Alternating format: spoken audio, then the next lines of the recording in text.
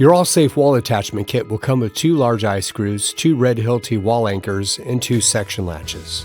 The pole closest to the termination point should be installed at 2 3/4 of an inch, measuring from the wall to the center of the pole. Remove the second and third screw from the top of your pole. These will be your reference points. With the pole in the deck, hold a bullet level against the pole so that it is plumb. And using a China marker, mark the wall at the second and third hole placement. Now, using a hammer drill with a 1/4 inch masonry bit, drill your reference marks.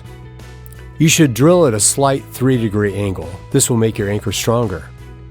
Insert the red Hilti wall anchors all the way in until they are flush with the wall. Next, you will turn the eye screws all the way in. If you have a difficult time by hand, you can use a small screwdriver. And here's another quick tip.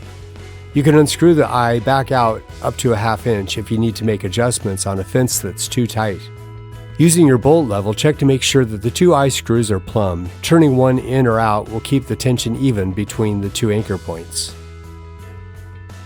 You can throw away the 2 small eye screws on your section latches and then screw the section latches into the second and third holes on your pole. Now you can attach the fence to the wall and finish up your install.